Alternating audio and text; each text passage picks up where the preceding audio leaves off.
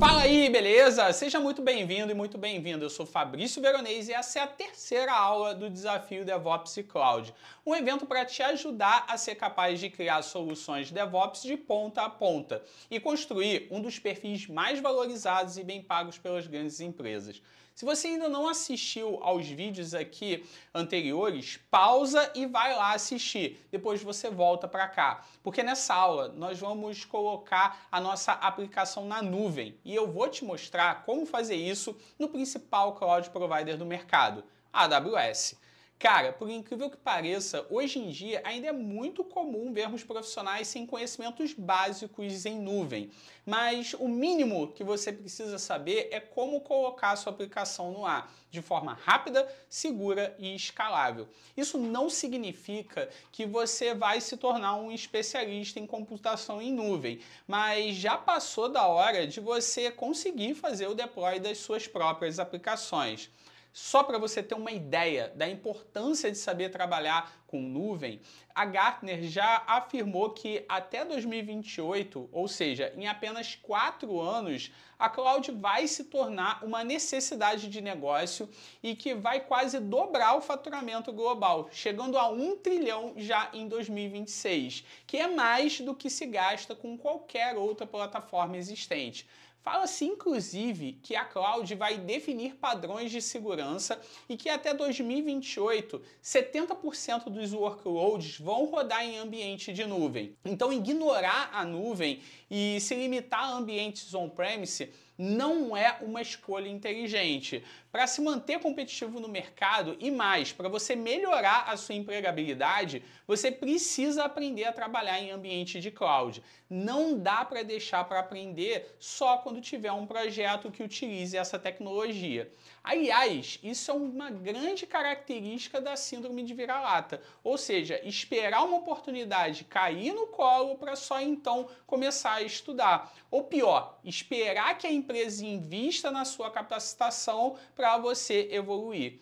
Bota uma coisa na sua cabeça, cara, a carreira é sua, não tem por que esperar e ficar torcendo para a oportunidade chegar. Você é que tem que se antecipar e fazer a oportunidade acontecer, sacou? Essa mentalidade vai fazer muita diferença na sua carreira e também vai evitar que você caia de paraquedas em um projeto de DevOps e de Cloud e corra o risco de passar vergonha no trabalho ou até de perder o emprego. Fui convidado a trabalhar como arquiteto. E aí, tipo, cara, eu cheguei lá perdidão, mano. Os caras falaram, tem que fazer um deploy no OpenShift, tem que criar uma imagem no OpenShift. E eu falei, mano, que porra é essa?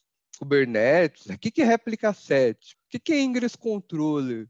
Aí eu falei, caralho, tô fudido, mano. O que eu tô fazendo aqui, mano? Eu não manjo nada, velho. Pior que eu cheguei malzão lá, Fabrício. Tipo, o primeiro mês, mano, o cara lá falou, ó, o arquiteto que vocês mandaram aqui, velho, o cara é esforçado, tudo, mas não manja nada. Eu posso ser bom, eu posso ser melhor. E aí eu saí lá vangloriado, velho.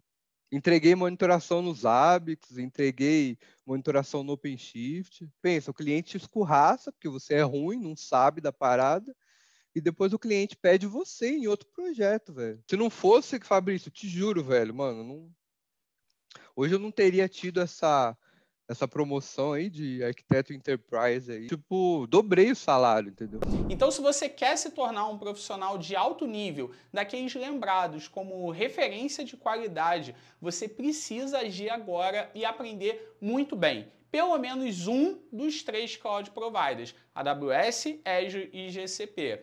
E por aqui, vamos ficar na AWS, que é atualmente o cloud provider líder de mercado. Bora lá entender como funciona a computação em nuvem. Quando a gente fala de soluções modernas e eficientes, a computação em nuvem se destaca porque ela oferece serviços como armazenamento, disponibilidade de ferramentas e softwares, poder de processamento, plataforma de criação e muitas outras coisas. Tudo isso pela internet, sem a necessidade de grandes equipamentos locais.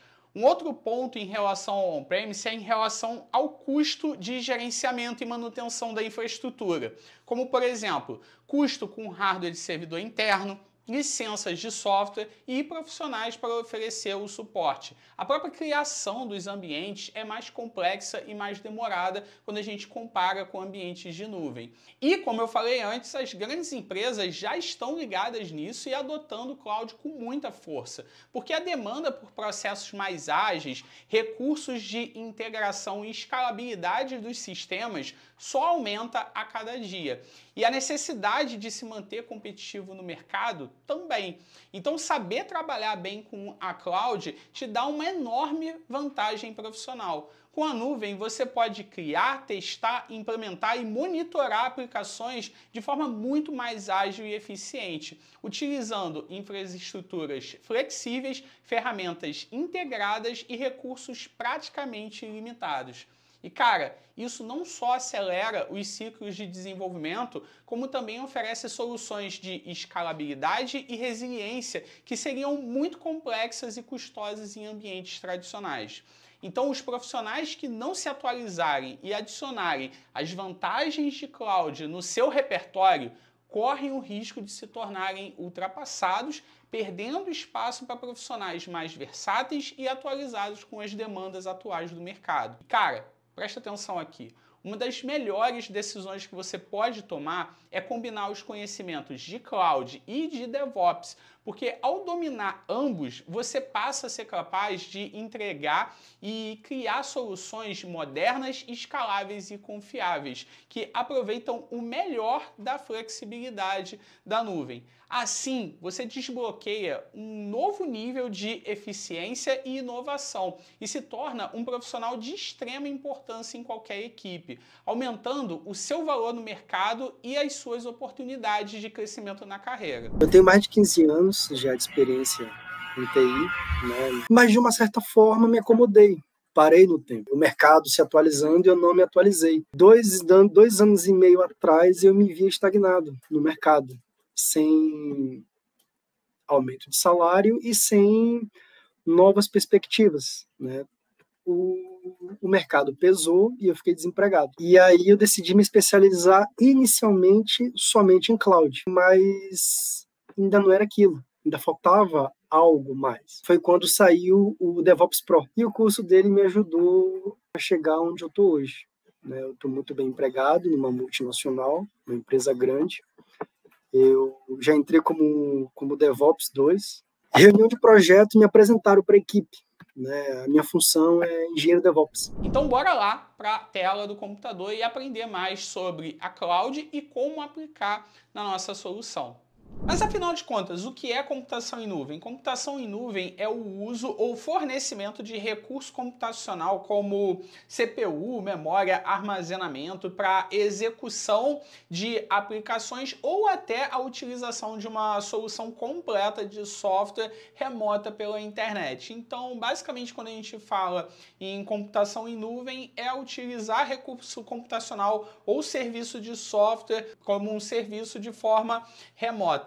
Mas para entender melhor, vamos comparar aqui os dois modelos, o modelo on-premise e o modelo de cloud, o modelo de computação em nuvem. Quando a gente fala no modelo tradicional, modelo on-premise, modelo de data center, como é que funciona? Eu tenho a empresa, né, uma software house, uma empresa que tem ali a área de desenvolvimento, enfim, não importa, mas dentro dessa empresa eu tenho a equipe de desenvolvimento, a equipe de teste, gerência, enfim, tenho toda a minha equipe lá e uma área dedicada para data centers, uma área onde vai ficar ali toda a infraestrutura computacional da empresa, onde eu vou ter ali os racks com todas as máquinas, CPU, memória, armazenamento, switch, rede, enfim, fica tudo lá. E normalmente quem trabalha lá dentro são os profissionais de operação, ou também chamados de sysadmin. Normalmente é a galera que está ali de casaco, porque dentro do data center o ar-condicionado bomba, né? Eu já entrei em data centers e, putz, cara, é um frio do cão e tive que fazer deploy lá com pendrive, já tive que verificar código dentro do data center, mas toda a infraestrutura computacional, ela fica dentro da empresa ou numa área que faz parte da empresa, certo? Quando a gente fala no modelo de nuvem, toda essa parte computacional, toda essa parte de máquina, CPU e por aí vai, deixa de ficar dentro da empresa e fica remoto em algum lugar e a gente consome esse recurso como um serviço, pagando somente o que a gente vai utilizar. E quem fornece esses recursos, esses serviços são os cloud providers. Então, os cloud providers, os provedores de nuvem, são as empresas que fornecem esses recursos computacionais ou de software como um serviço para a gente poder acessar e consumir pela internet. E aí, a gente tem aí diversos cloud providers. Temos a AWS, temos o Azure, Google, Oracle, DigitalOcean e por aí vai. E aí você vê de cara que uma das vantagens no uso desse modelo é que a equipe de operação, os sysadmins, quem vai cuidar ali dessa infraestrutura, deixa de ficar simplesmente ali no data center e fica mais próximo ali da equipe, né? Consegue ficar ali no mesmo ambiente, ou quem está trabalhando aí no modelo hoje home office consegue trabalhar de forma home office de uma forma muito mais eficiente. Por quê? Porque eu não tenho hardware para gerenciar. Todo o recurso computacional, toda a parte de hardware desses serviços computacionais, quem cuida é o cloud provider. Então eu consigo cuidar da minha infraestrutura de qualquer lugar que eu esteja, certo? E além dessa vantagem, é claro, de ter toda a integração da equipe de desenvolvimento e as outras pessoas da equipe com a equipe de operação, os sysadmins, eu tenho uma série de outras vantagens, como, por exemplo, eu tenho o consumo sob demanda. Eu deixo de ter que adquirir todo o hardware necessário para rodar a minha aplicação, para rodar tudo que é necessário, e eu simplesmente vou consumir como um serviço, como se eu tivesse ali utilizando um Uber, vou utilizar ali um Uber e vou pagar somente ali o que eu vou utilizar. E esse modelo de uso da computação em nuvem me dá a vantagem de não ter que antecipar investimento em relação a data center, e eu consigo ter uma elasticidade no uso dos meus recursos computacionais, né, para rodar as minhas aplicações. Normalmente, quando a gente fala em data center, quando a gente fala em ter ali todo o poder computacional pertencendo à empresa, eu tenho sempre que comprar hardware a mais ou o hardware que seja necessário para atingir ali o pico de requisições, o pico de utilização. E muitas vezes eu acabo tendo ociosidade, eu acabo tendo CPU sobrando, memória sobrando em muito tempo, muitos períodos, né? Digamos aí um e-commerce, numa empresa que trabalha com loja virtual. Você vai ter que adquirir o hardware necessário para suportar uma Black Friday. Só que Black Friday, Natal, outros períodos que você tem ali um aumento de venda, de tráfego dentro do seu site, é pontual, é assim, um mês, 2 meses, né? Ou outras sazonalidades que não chegam a uma Black Friday. Mas você vai ter aí, ao longo do ano, muito mais recurso computacional ocioso, porque você tem que adquirir ali o máximo necessário para suportar a Black Friday. Quando a gente fala no modelo de nuvem, eu vou consumir só por demanda. Então, o que vai acontecer? Quando chegar a Black Friday, eu vou aumentar o recurso computacional, vou aumentar ali o que eu preciso no Cloud Provider, vou utilizar, vou pagar por esse uso, e aí, beleza, diminuiu ali o tráfego, diminuiu ali o uso, eu posso diminuir também recurso computacional e eu acabo economizando. Então, eu tenho o consumo por demanda, otimização de custo, que utilizando aqui o mesmo exemplo, né, conforme eu aumento, eu vou pagar mais, conforme eu diminuo, eu vou pagar menos, então eu vou ter aí essa elasticidade na hora também da minha conta. Um outro ponto também importante é a velocidade de aquisição. Quanto tempo leva para você adquirir um servidor, um hardware e ele tá lá, né, plugado no data center para que a equipe de desenvolvimento, a equipe de operação ou a equipe que vai colocar aí o software no ar consiga realmente utilizar? Cara, eu já vi cenários em que se levava meses para se adquirir ali um servidor. E quando a gente fala em adquirir o servidor e todo esse processo, muitas vezes a entrega de um projeto, a entrega de uma nova versão ou o teste de um novo projeto, ele fica paralisado, porque não tem onde colocar, brother. Não tem ali a máquina para colocar ali a aplicação para ir para o teste, para o cliente acessar e tudo mais. E quando a gente fala em ambiente de cloud, cara, a aquisição ali é em minutos. Eu consigo subir um servidor em questões de, assim, minutos, em, sei lá, 5 minutos, 6 minutos, eu tenho ali o servidor pronto, né? Até menos que isso. Um cluster Kubernetes, ele leva aí de 12, 15 minutos para estar ali disponível para você utilizar. Então, é muito mais rápido você conseguir ali montar a infraestrutura necessária para botar a sua aplicação para rodar. Além disso, eu tenho a escalabilidade.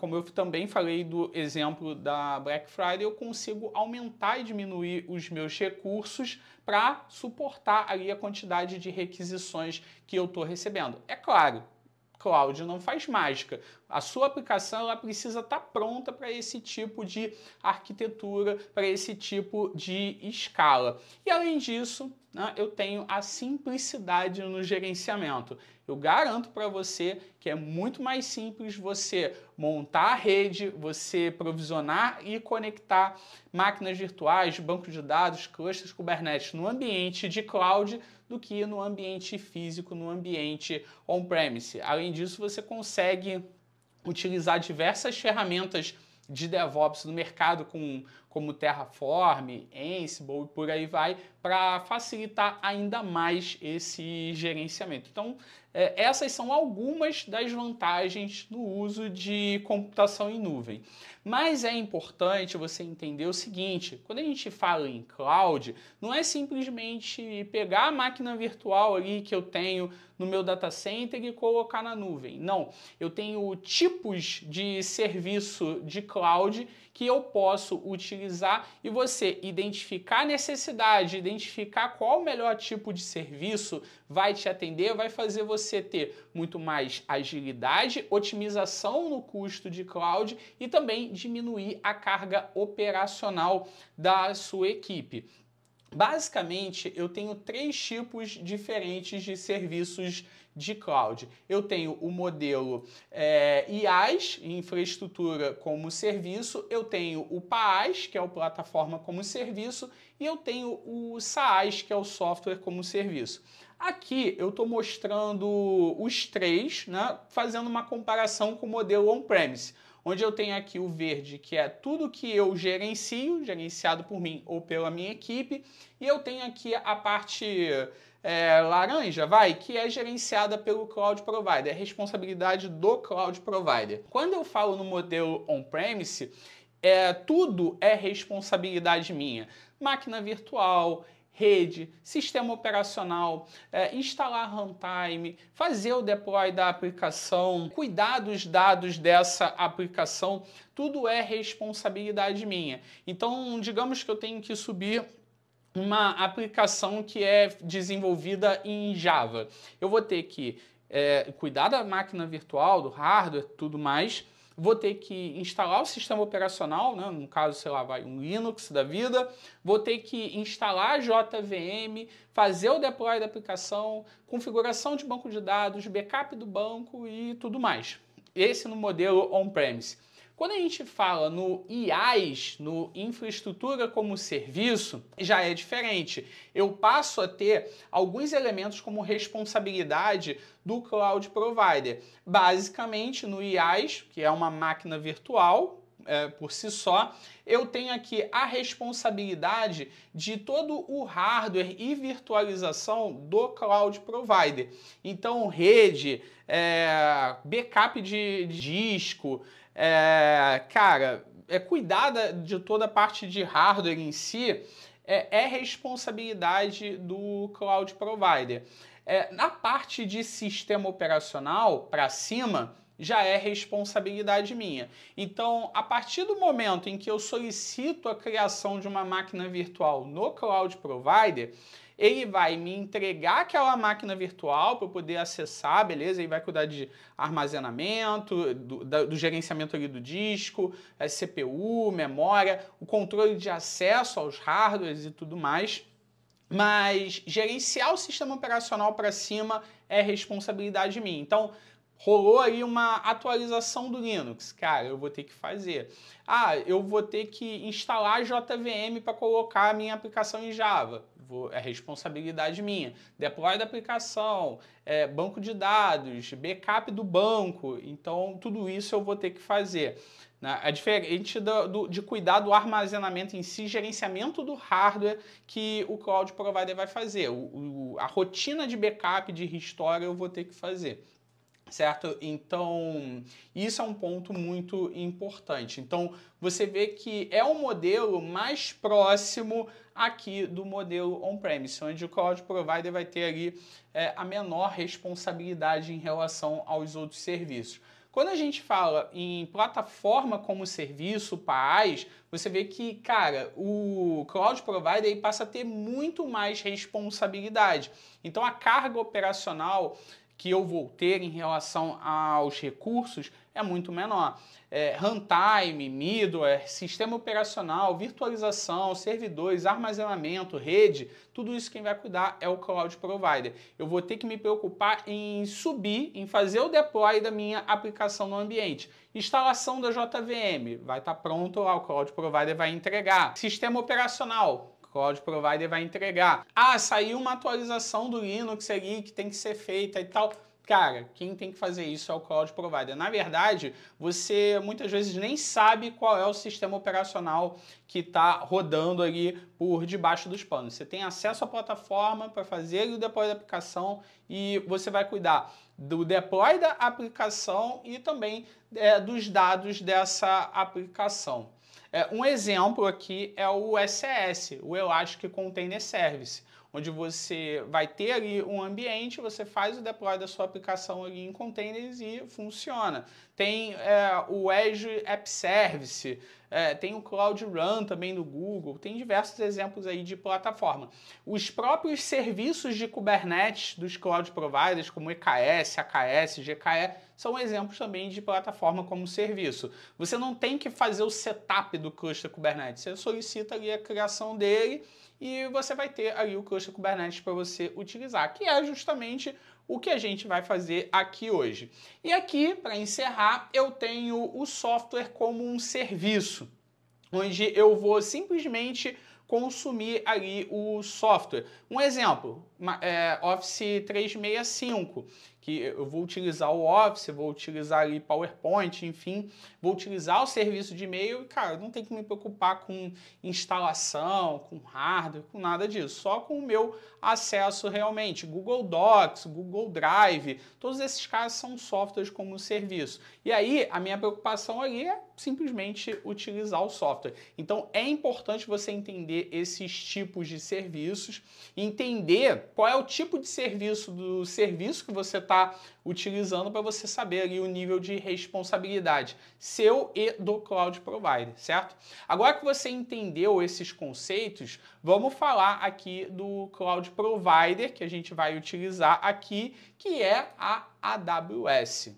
A AWS é o cloud provider criado pela Amazon, esse gigante de e-commerce, e a AWS justamente ela nasceu com a ideia de pegar o que a Amazon tinha de recurso computacional ocioso e disponibilizar como um serviço de forma remota para quem quisesse utilizar. Os primeiros serviços da AWS foram a EC2, que são as máquinas virtuais, e o S3, que é de storage. Depois, cara, eles foram ampliando cada vez mais e hoje eles têm aí mais de 200 serviços disponíveis na AWS. E quando a gente fala em AWS, Azure, Google, não importa, é importante também entender um conceito muito importante em relação à execução dos serviços, uso de serviço, para você ter a escalabilidade e a resiliência nas suas aplicações,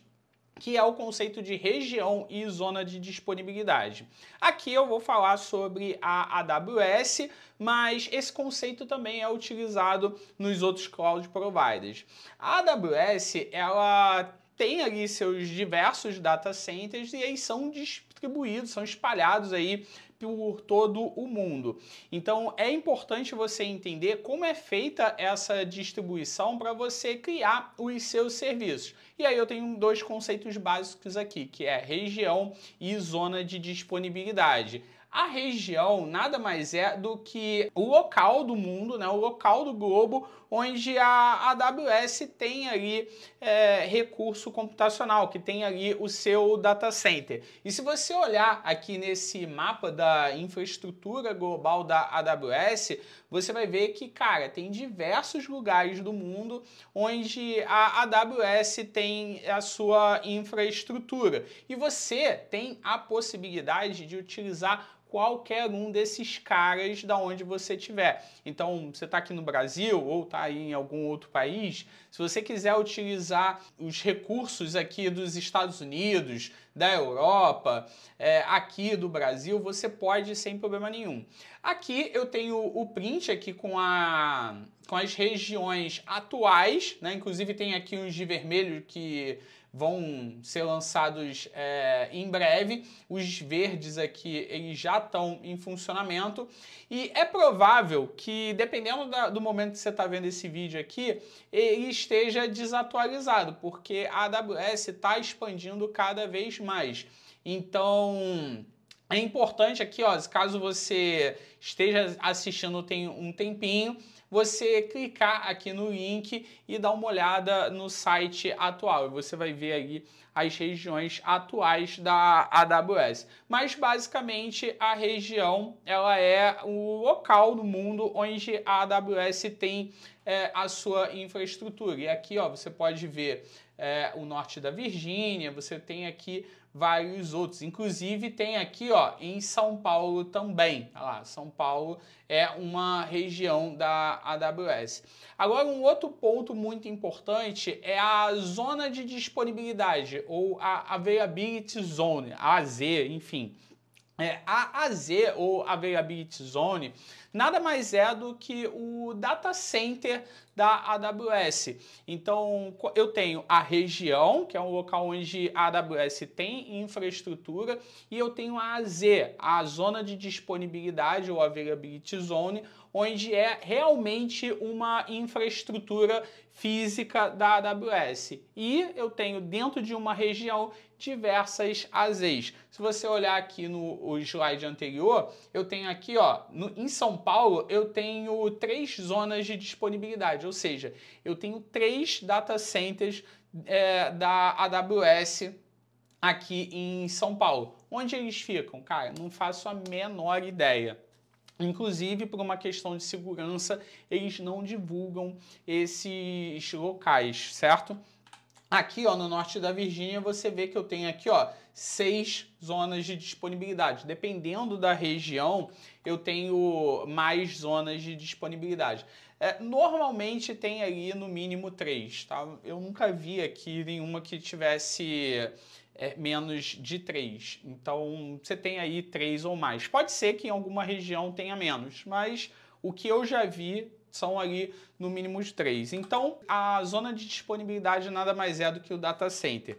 Então, dentro de uma região, eu tenho várias zonas de disponibilidade. E todas essas zonas de disponibilidade, elas são conectadas entre si com um link de alta velocidade para que você não tenha ali perda de performance ou tenha ali o máximo de performance conectando uma com as outras. E por que é importante você ter esse conceito em mente? Você entender o que é uma região, que é uma zona de disponibilidade e por que elas são distribuídas dessa forma.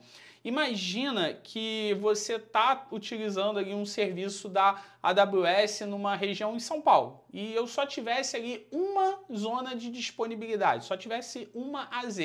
Se tivesse qualquer problema em relação a essa zona de disponibilidade, sei lá, problema de link ou até um desastre natural, né, alguma coisa que danificasse lá o data center e ficasse ali indisponível, tudo da AWS nessa região, em São Paulo, ficaria fora do ar. Quando a gente tem essa distribuição com múltiplas zonas de disponibilidade, todas elas interconectadas, eu tenho mais resiliência, porque eu posso ter problema em uma zona de disponibilidade e se eu estiver utilizando a arquitetura corretamente, trabalhando com múltiplas zonas de disponibilidade, a minha aplicação ela vai continuar disponível, porque uma única zona de disponibilidade que teve problema, que ficou indisponível, eu tenho contingência nas outras zonas de disponibilidade.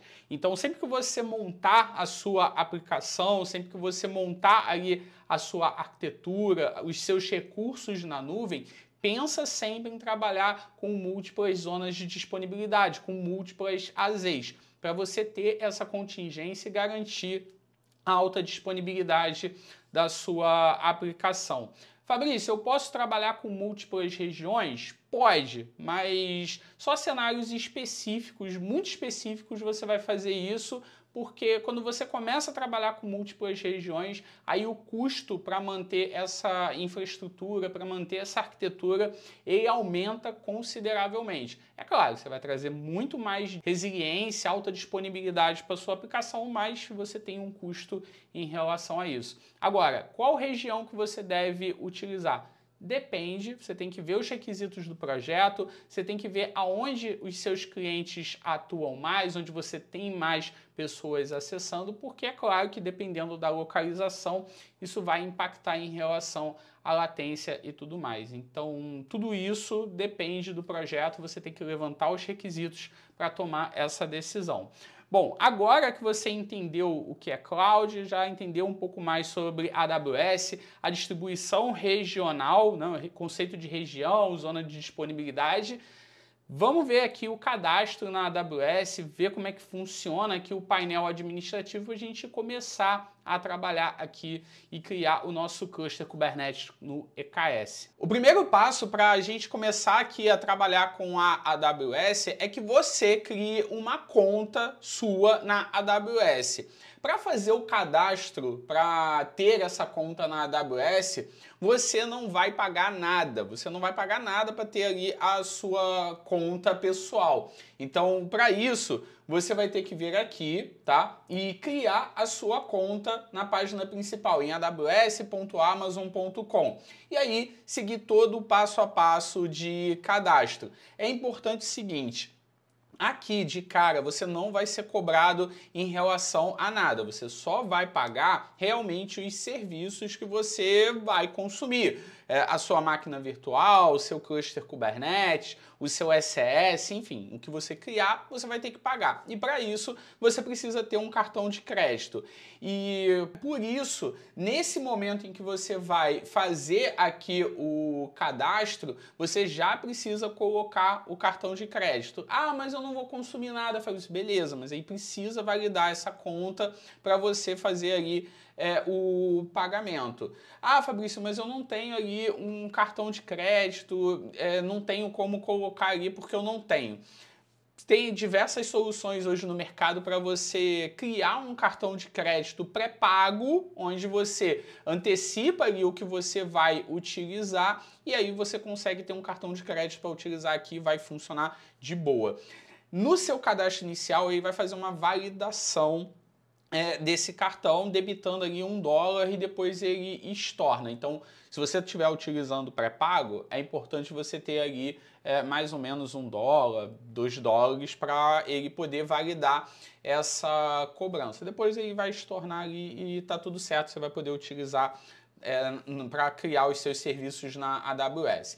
Depois que você fizer o cadastro, você vai ter acesso ao dashboard que a gente vai ver daqui a pouquinho. Mas, antes eu quero te mostrar aqui a camada gratuita da AWS. Eu acabei de falar que todos os serviços que você precisar criar, você vai pagar. Mas existem alguns serviços que são gratuitos de forma temporária, de forma perpétua, com um limite, e alguns que são liberados para teste de forma gratuita. Então, aqui ó, no site da AWS você pode procurar camada gratuita, ou free tier, ou free tier, enfim, como você achar melhor, ou nível gratuito da AWS, como está aqui, e você vai ver exatamente quais são os serviços que têm essa gratuidade. Como eu disse, tem 3 tipos de ofertas. Você tem aqui para teste de forma gratuita, onde você consegue testar ali os serviços. Normalmente eles colocam os serviços mais recentes, onde eles querem realmente que a galera teste para ver como está funcionando.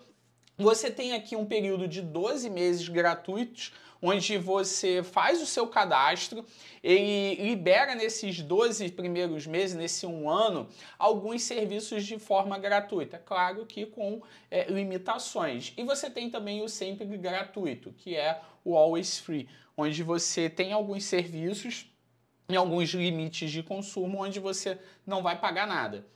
Como é que você sabe quais são esses serviços? Aqui na própria página de nível gratuito, aqui embaixo, ó, você consegue ver esses serviços. E você consegue listar os serviços dependendo do tipo de gratuidade. Então, por exemplo, aqui ó, sempre gratuito, ele vai filtrar e aí você consegue ver. Então, eu sempre vou ter aqui o Amazon DB, 25 GB de armazenamento no Amazon DB, no DynamoDB, para poder utilizar. Eu tenho aqui ó, 1 milhão de solicitações gratuitas por mês de AWS Lambda, o Amazon SNS. Eu tenho aqui ó, diversos serviços que eu posso utilizar always free, sempre gratuito. Então aqui ó, você consegue filtrar também o que você tem com esses 12 meses gratuitos. Então, cara, olha só que legal, você tem EC2, você tem 750 horas de EC2 por mês nesse período de 12 meses. Ah, Fabrício, então eu posso criar quantas VMs eu quiser ali, desde que tenha 750 horas? Não, se você está criando ali 3 VMs e você vai utilizar cada uma delas por 10 horas, vai contar aqui 30 horas de uso. Então tem esse esquema. Então você tem aqui também ó, 5 GB de armazenamento com S3, o RDS você tem 750 horas de uso. Aqui o API Gateway você tem 1 milhão de chamadas, cara, tem muita coisa que você pode utilizar nessa camada gratuita.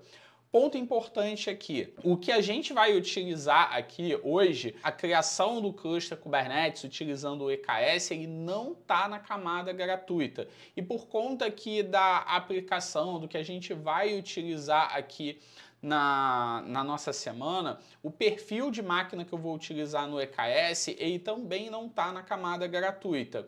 Você, então, vai ter que investir, certo? Um valor para você utilizar aqui no laboratório. É muito baixo, você, cara, não vai gastar nada que é absurdo, mas é importante você ter isso em mente. E é importante também, para você não ter surpresa na sua conta, você criar ali os recursos e depois destruir eles. Você vai pagar conforme o uso. Se você utilizar por algumas horas, por alguns momentos só, criando e subindo ali, utilizando no seu ambiente de estudo, você vai pagar ali, cara, centavos ou poucos dólares. Então é importante você criar o recurso e depois destruir, porque o que a gente vai utilizar aqui não entra na camada gratuita, beleza? Então vamos voltar aqui.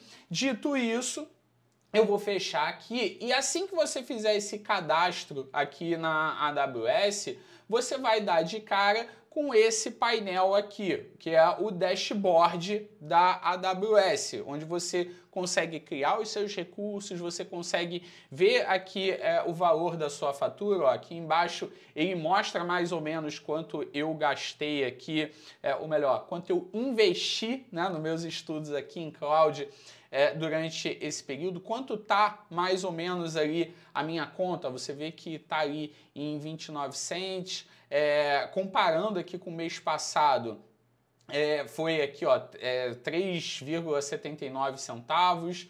Ele mostra aqui, ó, o gráfico seu de consumo, né, conforme você vai vendo aqui o que você consumiu durante os meses. Ele mostra, né, o que você gastou mais, onde é que foram ali as suas despesas. Então aqui você consegue ter um controle de gastos, né, de recursos que estão custando, o que cada recurso está custando ali para você.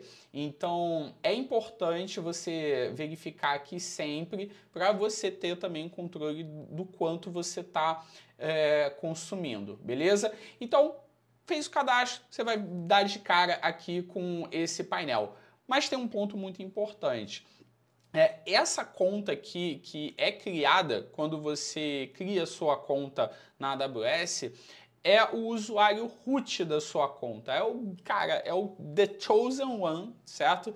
Da sua conta. E o que esse usuário vai fazer? Ele vai poder fazer qualquer coisa na sua conta da AWS. É igual ao usuário root do Linux. Então, é importante você utilizar esse usuário o mínimo possível, porque, cara, caso alguém descubra a senha, intercepte ali a sua senha e consiga acessar, não é uma boa prática você utilizar essa conta, porque com essa conta você pode fazer qualquer tipo de operação. Então, no seu dia a dia, é importante você criar um novo usuário que tenha permissão administrativa, que seja administrador da conta, para você poder utilizar, que aí você vai conseguir criar qualquer recurso, mas não é o usuário root.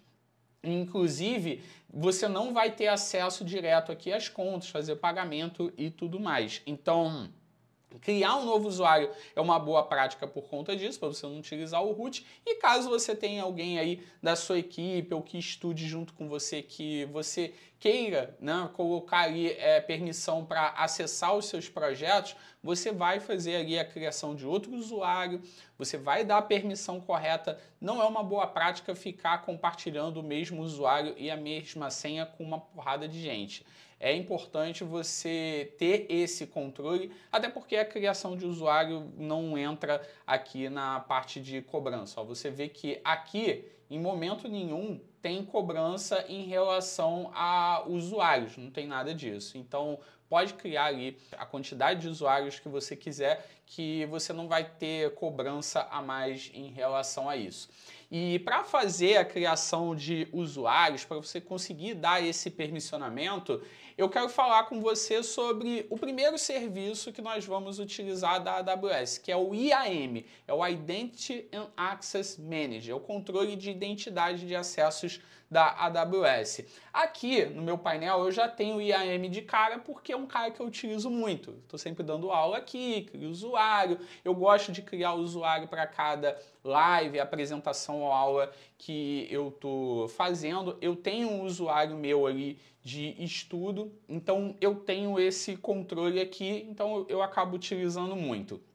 Para acessar o IAM, eu posso vir aqui direto, aqui como utilizado recentemente, mas eu posso vir aqui, ó, no search, na barra de busca aqui e colocar, ó, IAM, ele vai aparecer aqui para mim. E aí eu consigo acessar o dashboard aqui do IAM. Então, primeiro, uma coisa que você pode fazer aí em relação à sua conta root, principalmente, é você fazer aqui o cadastro de uma autenticação de 2 fatores. Isso vai te dar mais segurança na sua conta root. Ele provavelmente aqui, ó, ele vai mostrar que essas recomendações de segurança não estão sendo seguidas, né? E vai botar aqui provavelmente um vermelho, vai mostrar aqui que você não fez. Então faça isso aqui, né? Faça esse cadastro de autenticação em múltiplos fatores, principalmente, para você conseguir ter mais segurança na sua conta. Então faz aqui o cadastro, utiliza aí qualquer software que tenha no seu celular aí para você cadastrar essa autenticação. Pode ser o gerenciador de chaves do Google, da Microsoft, tem diversos softwares para isso. Faça porque é importante para a sua segurança. Feito isso, a gente vai criar aqui esse nosso usuário com permissão administrativa para poder utilizar. Mas antes, eu quero te falar aqui de alguns conceitos do IAM que são importantes e que a gente vai utilizar hoje aqui. O primeiro é o conceito de usuário. O usuário é usuário, é simplesmente isso. É uma pessoa que você vai dar acesso aqui na sua conta da AWS. Então, digamos que você está utilizando uma conta aí da sua empresa. Chegou lá alguém na equipe de desenvolvimento ali, novo, né, acabou de chegar, você vai criar uma conta para essa pessoa, vai criar um usuário para essa pessoa na AWS. Chegou um profissional novo ali de DevOps na equipe, você vai colocar ali essa pessoa criada aqui na AWS, vai criar a conta dela para poder acessar. Cada usuário novo que vai acessar a tua conta, você vai colocar aqui um user, vai criar um user para ela. E cada usuário vai ter ali as suas políticas de acesso, vai ter ali as permissões do que pode acessar ou não. E aí entram as policies. As policies são as políticas de acesso, onde você tem aqui uma porrada de políticas já pré-configuradas, inclusive a gente vai utilizar esse aqui, Administrator Access, e se a gente expandir esse Administrator Access, você vai ver que nada mais é do que um JSON com todas as informações em relação ao que pode acessar ou não. Aqui o objetivo não é entrar naquela granularidade pequena, aí refinar o controle de acesso a nível de recurso ou grupos de recurso ou serviços, nada disso. Eu só quero dar aqui o acesso administrativo, então esses pré-determinados vão atender de boa. E na real, você pode utilizar muito as políticas já aqui pré-determinadas que vão te atender aí boa parte do tempo. Mas é claro, você consegue refinar caso você precise, entendendo aqui a estrutura do JSON, certo? Então, você vai pegar um usuário e vai vincular a uma policy. Mas isso não é uma boa prática, por quê? Para administrar fica complexo. Imagina que cada dev que entra numa equipe de desenvolvimento, você vai dar a policy individualmente, você vai dar acesso ali ao grupo de serviços ou aos recursos, você acaba tendo muito mais trabalho em relação à manutenção desse controle de acesso. Que vamos dizer que esse desenvolvedor foi promovido para arquiteto, as políticas de acesso vão ser diferentes e aí você vai ter que ir um a um fazer aí essa alteração. E aí entra um outro conceito importante aqui, que é o grupo de usuário, onde você vai criar aqui o user group, um grupo que vai ter ali vários usuários vinculados. E aí você consegue refinar muito melhor, você consegue ter uma gestão muito mais simples desses acessos de cada usuário. Se o desenvolvedor foi promovido ali para arquiteto, você só vai tirar aí do grupo de desenvolvedores e vai colocar no grupo de arquitetos, no grupo de DevOps, no grupo ali que faz parte aí automaticamente. Todas as políticas vão ser aplicadas nesse usuário, porque as políticas elas deixam de estar vinculadas ao usuário e ficam ali ao grupo que ele ou ela fazem parte, certo? Agora, a gente tem um outro ponto aqui muito importante, que é o conceito de role. A role, ela é como se fosse ali um usuário, só que vinculado a um serviço da AWS. A role é um permissionamento que você também vai criar as policies, mas esse permissionamento ele é a nível de serviço da AWS. E onde é que você vai utilizar uma role? Vamos imaginar um cenário onde eu tenho uma máquina virtual, uma EC2, onde eu tenho ali uma pipeline sendo executada. Eu tenho ali um agente do GitHub Actions, ou eu tenho ali um Jenkins instalado, onde eu tenho ali todo o processo de automação, onde eu vou criar ali uma imagem de container, e essa imagem ela precisa ser enviada para um ECR, que é o Elastic Container Registry, é o serviço de armazenamento de imagens da AWS. Por padrão, essa máquina, esse servidor, ele não tem acesso ao ECR, né? Porque não tem nenhum permissionamento ali. Então você teria que criar uma credencial no ECR para poder vincular a essa máquina ou colocar na pipeline para ser executada. Mas, se você utilizar o conceito de role, você consegue fazer isso a nível de serviço. Você consegue pegar essa role, dar o permissionamento no ECR e vincular a sua máquina EC2, a máquina virtual que está executando ali o Jenkins. E aí, essa máquina ela passa a ter permissão, você não precisa configurar, criar usuário, colocar credencial, nada disso, ele já vai ter esse acesso. E o legal é que no momento em que essa máquina deixa de existir, esse permissionamento passa a não existir mais, que a máquina não existe, não tem mais role nenhuma, e você não tem que se preocupar ali com credencial voando aí, alguém pegar e nada disso. Então é importante quando você está trabalhando com serviços da AWS se comunicando, consumindo um ao outro, você utilizar a role para você ter o melhor controle possível dessas permissões. Ok? Então aqui, o que eu vou fazer? A gente vai criar aqui um usuário. Vou criar aqui um user group, não, vou criar um grupo de usuário, vou criar um usuário, dar aqui a permissão na policy, né, vincular a policy correta, e a gente vai utilizar aqui no resto da aula. Então, para isso, eu vou vir aqui, ó, User Groups. Eu já tenho aqui o usuário, administrador, que eu já deixo aqui criado para poder colocar os usuários que eu utilizo aqui no dia a dia. Mas eu vou criar aqui, ó, vou criar um grupo novo e vou botar aula ADMs, certo? E aqui, eu já tenho aqui um usuário, Fabrício Veronês, que é o que eu utilizo também no dia a dia, mas eu não vou mexer nele. E aqui eu tenho as policies que eu posso utilizar. Como eu disse antes, vou usar aqui Administrator Access para poder dar acesso administrativo aqui nesse grupo. Então, desço aqui e crio o User Group. Tão simples quanto isso, ó lá. Rapidinho, já tem aqui o grupo. Ele já me avisa aqui, ó, que eu não tenho usuário nenhum vinculado. E aí, o que eu vou fazer aqui agora? Eu vou criar um usuário. Eu vou vir aqui em User e a gente vai criar aqui um usuário. Eu vou botar aqui, ó, aula, certo? Vou botar aqui só aula.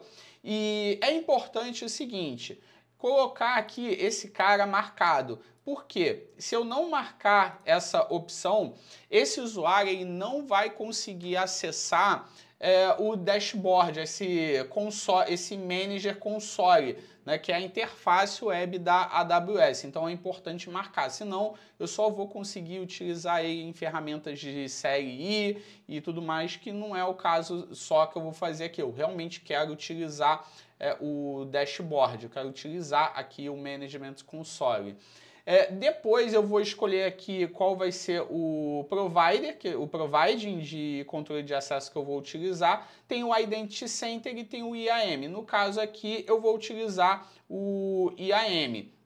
Ele vai perguntar como é que eu vou criar aqui a senha. Eu posso gerar automaticamente ou posso customizar. No caso aqui eu já vou criar a senha que eu vou utilizar, certo?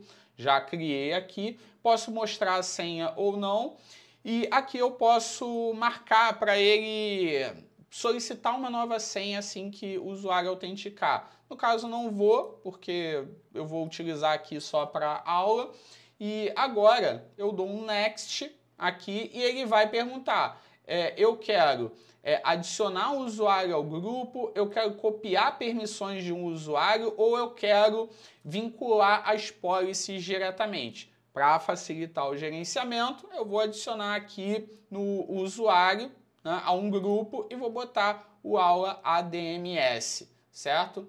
E aqui dou um next, beleza, ele vai mostrar aqui o que eu vou fazer, a operação, né, que no caso eu vou criar um novo usuário. Eu posso adicionar tags aqui, e as tags, elas são elementos chave e valor que eu vinculo a objetos da AWS. No caso aqui, eu posso colocar até 50 tags. É importante você colocar essas tags por uma questão de organização dos seus projetos e até da parte de cobrança, a parte de FinOps, para você saber ali onde está sendo utilizado, qual é o projeto, qual é o grupo, o ambiente, enfim, é uma boa prática você utilizar aqui. Você pode, por exemplo, botar aqui projeto, sei lá, desafio, pode colocar aqui centro de custo, enfim, aí é organizar da forma que faz sentido aí na empresa e no fluxo que você trabalha. No caso aqui, eu não vou colocar nada e aí eu vou criar esse usuário. Assim que eu crio, ele vai me dar aqui algumas informações. Ele vai me dar aqui, ó, o console sign-in, que é o endereço, né, para eu autenticar diretamente. Ó, e ele já dá aqui, ó, o meu account ID, né, que é o ID da minha conta, para poder autenticar ali com o meu usuário, certo? E aqui me dá o usuário e me dá aqui a senha. Eu posso baixar um arquivo CSV, no caso aqui eu não vou fazer, mas o usuário já está criado, eu posso sair desse usuário aqui e autenticar com esse. Vou fazer isso aqui agora, vou pegar aqui, ó, colocar o URL aqui mesmo, e aí eu vou sair, beleza. Aí ele vai para a tela de autenticação, ó, já botando aqui o meu account ID, eu posso botar aqui o usuário, colocar aqui a senha, e aí eu autentico, beleza. Ah, já autenticou aqui para mim, vai para o meu usuário, e aí eu já tenho aqui, ó, um dashboard diferente, ó, e mostra inclusive que é o meu primeiro acesso. Ó. Você vê que centro de custo, né, toda a parte de cobrança eu não tenho acesso. É uma conta com algumas limitações. É uma conta administrativa, eu consigo fazer aqui as principais operações, mas operações principalmente de cobrança, aqui, gerenciamento de custo, pagamento, eu não tenho acesso. Agora, outro ponto importante aqui, eu tenho o dashboard, onde eu posso dar uma customizada. Aqui, ó, você vê que eu posso selecionar as regiões que eu vou trabalhar. E se você vir aqui, ó, nessa engrenagem, você pode configurar o idioma, certo? Que você vai utilizar. Eu gosto de trabalhar com inglês por conta da documentação, é mais fácil de achar ali as informações e tudo mais. Você pode botar o Visual Mode, né, o modo de visualização, onde você vai ver o tema dark, assim, mais escuro, ou o tema claro, light. E aí você escolhe, eu gosto de utilizar mais o dark. E vindo aqui, ó, em mais configurações, More User Settings, você pode também, ó, definir aqui algumas informações a mais. Você pode botar o idioma padrão, no caso aqui eu vou botar aqui o inglês. Você pode definir a região padrão, qual vai ser a região utilizada aqui para criar os seus recursos. E aí eu gosto de colocar sempre aqui o norte da Virgínia. Por quê? Porque o norte da Virgínia é a região mais barata. Então, se você está estudando, é importante você colocar norte da Virgínia para você gastar ali o mínimo, para você investir o mínimo. Se você colocar aqui São Paulo, você vai ver que a cobrança é muito maior, os valores são maiores. E também tem um outro ponto, que o norte da Virgínia é a região onde os serviços são disponibilizados mais rápido. Pode acontecer de um serviço ter ali na Virgínia, mas não ter ali em outra região. Isso pode acontecer, dependendo da região, tem essa limitação também. Então, eu gosto de colocar aqui norte da Virgínia em ambiente de estudo. Dependendo, na sua empresa, você tem que ver aí com qual região vocês vão trabalhar. Então, eu vou salvar aqui as configurações, ok? E aí, beleza, vou ter aqui já tudo preparadinho para começar a trabalhar. Então, agora que você tem aí a sua conta da AWS configurado com a sua conta de administrador, vamos agora criar o nosso cluster Kubernetes. Para criar aqui o nosso cluster Kubernetes, eu vou utilizar o EKS, o Elastic Kubernetes Service, o serviço de Kubernetes gerenciado da AWS, onde eu solicito a criação do cluster Kubernetes e a AWS faz isso para mim e vai gerenciar para mim. Significa que eu não vou ter que me preocupar com criação de control plane, dos worker nodes, nada disso. Eu vou solicitar a criação do cluster Kubernetes no EKS, vou dizer a versão que eu vou utilizar e tudo mais, ele vai criar ali para mim o control plane, todos os componentes necessários. Eu vou especificar o node group, né, o grupo de nós, o perfil computacional que eu quero que tenham os worker nodes, vou dizer ali a quantidade e ele vai montar esse setup todo para mim. Então o EKS ele entra aqui como um tipo de serviço PaaS, onde eu solicito o uso de uma plataforma, a criação de uma plataforma e a AWS vai criar para mim e vai me dar ali todos os acessos para acessar esse cluster Kubernetes. Para criar um cluster Kubernetes com EKS, eu tenho algumas etapas. Eu preciso, primeiro, criar as roles. Sim, eu vou ter que criar roles aqui para cada componente aqui do cluster Kubernetes, para o control plane, para poder gerenciar os recursos ali da minha conta e também para os worker nodes. Então eu vou criar aqui duas roles diferentes e vincular ali as policies que cada um vai precisar. A gente vai fazer isso aqui na prática.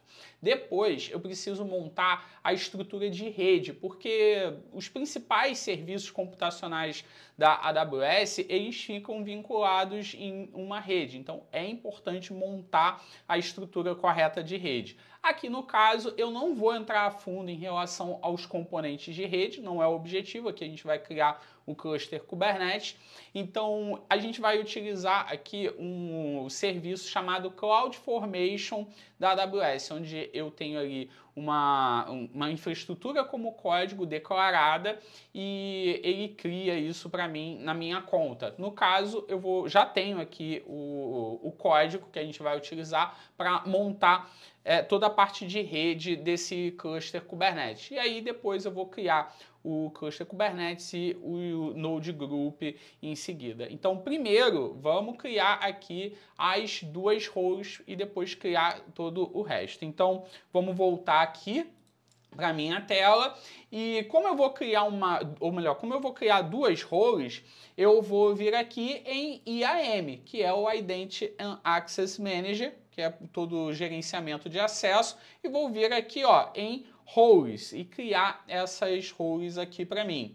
Então, para criar a primeira role, vou vir aqui em Create e vou especificar aqui o AWS Service e vou definir aqui qual é o use case, vou falar qual é o caso de uso que eu vou utilizar. No caso é o EKS, então eu já seleciono aqui, ele pergunta o que eu vou criar, né, qual é o use case, né, qual é o caso de uso. No caso aqui é o EKS Cluster, para permitir que o control plane gerencie os meus recursos da AWS. Então esse é o primeiro, vou utilizar aqui o EKS e vou dar um Next, certo? E ele já recomenda aqui qual é a policy necessária, que é o Amazon EKS Cluster Policy. É exatamente esse que eu vou utilizar. Dou um Next aqui e tá tudo certo. Eu vou especificar qual vai ser o nome dessa role. Eu vou botar aqui EKS Cluster, certo? E aqui eu vou só verificar, né, quais são as permissões, né, qual é a policy que ele está dando. Beleza, vou criar essa role. Fechado, ele já vai criar aqui para mim, já criou. E aqui eu vou criar a próxima. Também vai ser um serviço. No caso aqui eu vou botar C2, que vai ser aqui o node group, certo? E aqui eu vou avançar, certo? E aqui eu vou ter que especificar quais são as policies que eu vou utilizar. No caso, vai ser o Amazon EKS CNI Policy, deixa eu até ver aqui do lado se está tudo certinho, é esse aqui, Policy. vai ser o Amazon EKS Worker, Worker Node Policy, certo? E aqui o EC2 Container Registry Read Only. No caso aqui, esse aqui eu poderia até não colocar, porque eu não vou acessar aqui nenhum container registry da AWS, mas vamos colocar aqui, beleza, dou um next, ele mostra aqui as policies, beleza, deixa eu botar aqui o nome, né, EKS Worker, e aí, beleza, dou um create role. E aí, ok, ele criou aqui para mim as duas roles. Agora que eu tenho as roles criadas, eu vou montar toda a estrutura de rede. E aí, para isso, como eu disse, eu vou utilizar o CloudFormation. E aí, para isso, eu venho aqui em Search e procuro, ó, CloudFormation. E aí, né, é o gerenciador de recursos, né, utilizando o código aqui da AWS. Então, eu vou criar aqui uma nova stack, né? Cada recurso que eu vou criar aqui com o código, eu vou criar como uma stack, e aí eu crio essa stack. Ele vai perguntar se eu vou utilizar um template já existente, se eu vou criar aqui uma infraestrutura do zero, se eu vou compor esse cara, inclusive eu posso utilizar a ferramenta visual para isso, ou se eu vou utilizar um exemplo. No caso, eu vou utilizar um já existente, que está aqui na Amazon S3, ou eu posso pegar aqui de outro lugar. No caso, está no S3 mesmo, porque isso pertence à AWS. E eu vou colar aqui o link do carinha que eu vou utilizar. Ah, Fabrício, mas eu não tenho esse cara. Beleza, eu vou botar no README, no nosso projeto, na aula 3, para você copiar e colocar aqui também. Só para você dar uma olhada, eu vou colar aqui, você vê que ele é nada mais, nada menos do que um IAM, certo? Tá aqui, ó. É um arquivo YAML, IAM, é um arquivo YAML, YML, onde eu tenho aqui todos os recursos declarados via código, YAML, e aí eu simplesmente crio tudo por aqui, certo? Tão simples quanto isso. E agora, eu vou vir aqui, vou descer e vou dar um next. Ele vai pedir para eu criar o nome da stack, definir aqui a stack, eu vou botar EKS aula, ok? Ele pede aqui todos os cider block, tal, eu não vou entrar aqui nesse detalhe, dou um next, certo? E aqui ele vai perguntar se eu quero vincular algum IAM, algo desse tipo. Não quero, configuração padrão. Dou outro next aqui. Beleza, vou descer aqui e vou pedir para ele criar. Dou um submit e ele vai criar para mim. Esse processo aqui demora um pouquinho. Eu vou cortar aqui para o momento em que ele termina para a gente continuar. Pronto, aqui ó, a criação da minha infraestrutura aqui de rede já foi. Ponto importante aqui, eu criei ó, vinculado ao norte da Virgínia. Deixei lá a configuração da minha região aqui no meu dashboard como norte da Virgínia. Estou trabalhando com o norte da Virgínia, você vê aqui, ó. E agora que eu tenho toda a infraestrutura de rede criada, vamos criar o cluster Kubernetes. Então, para isso, eu vou vir aqui em Search e vou procurar aqui o EKS, que é o Elastic Kubernetes Service. E selecionado aqui, ele vai mostrar a lista de clusters Kubernetes que tem. Não tem nenhum cluster Kubernetes criado. Eu vou criar aqui um cluster. Eu vou vir aqui em Add Cluster e eu vou criar. No caso aqui, norte da Virgínia, vou criar esse cluster.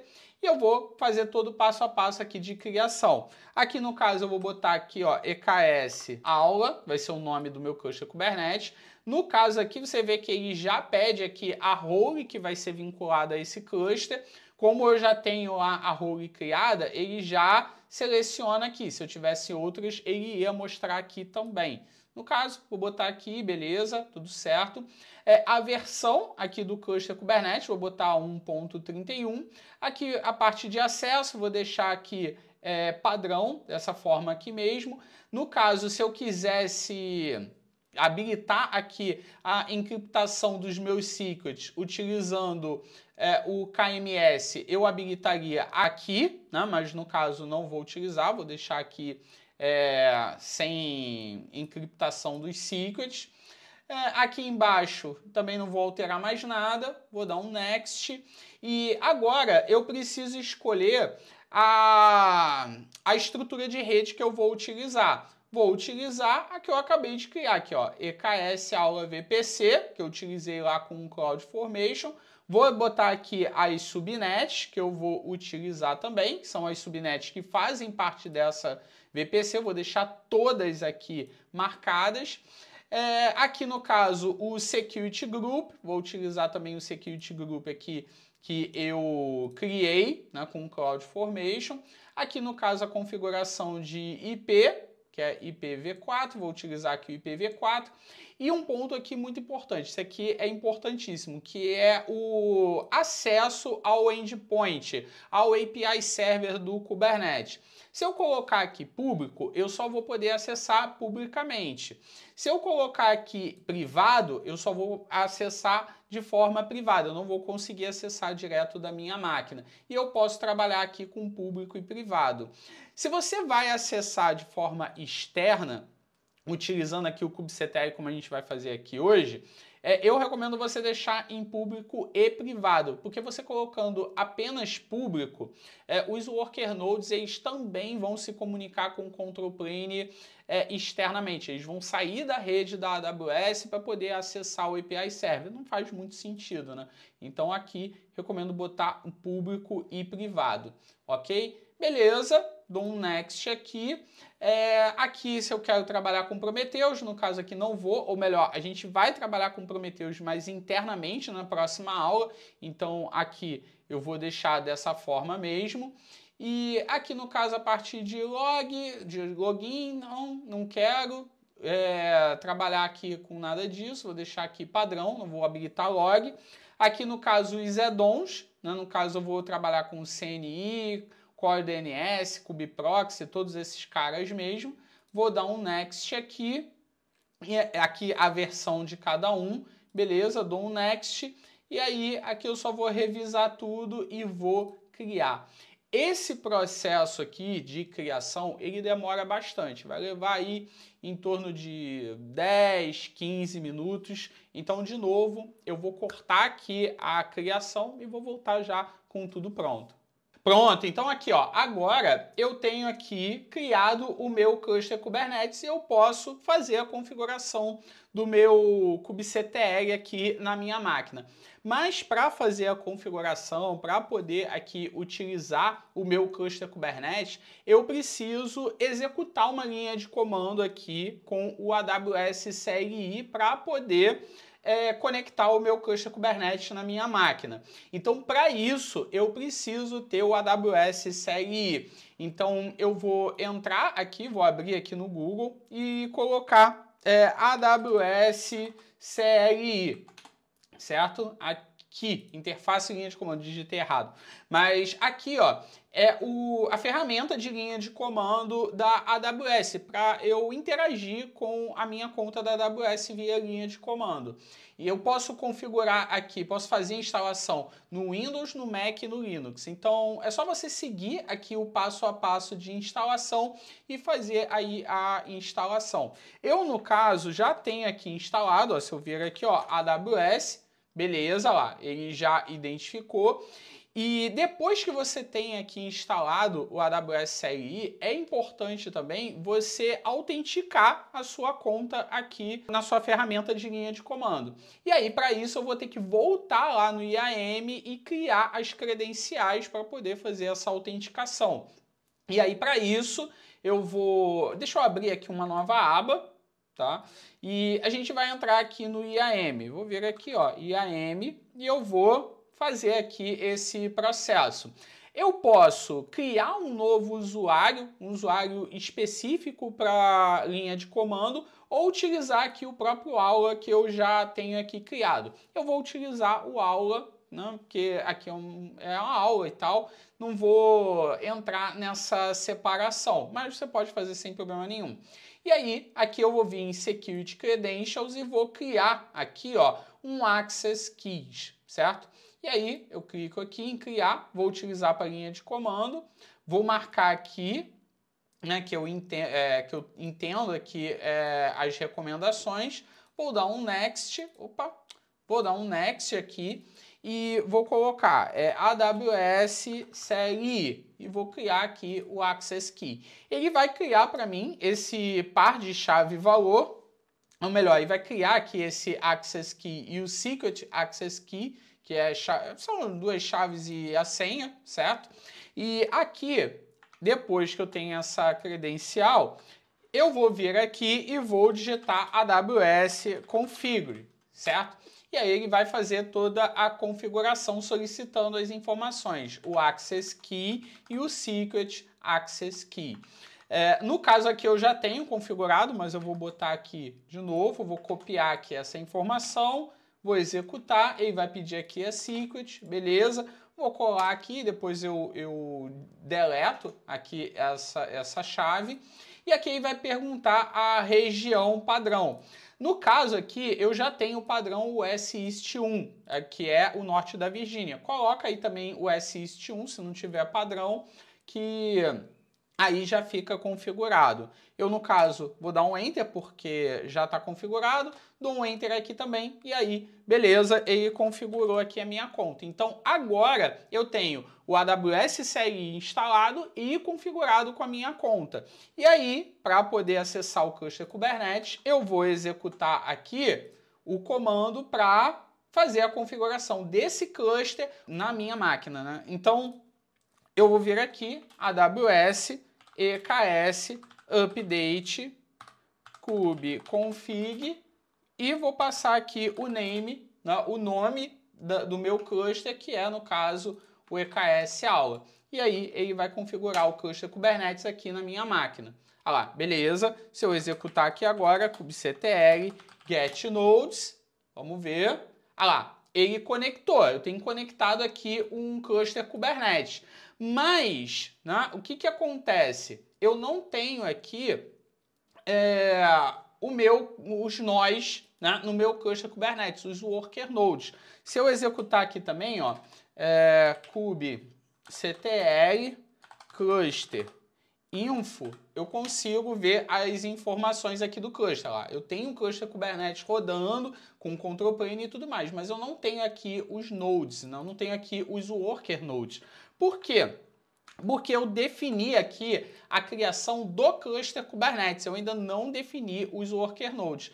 Para isso, eu vou vir aqui, ó, em compute, certo? E eu tenho aqui, ó, os node groups, certo? Para poder definir. Eu posso trabalhar aqui no EKS com dois tipos diferentes de nós, de recurso computacional. Eu posso trabalhar com o node group utilizando máquinas EC2, ou eu posso trabalhar também com Fargate, que é quando eu trabalho com serverless. No caso aqui a gente vai trabalhar com EC2, com máquinas virtuais.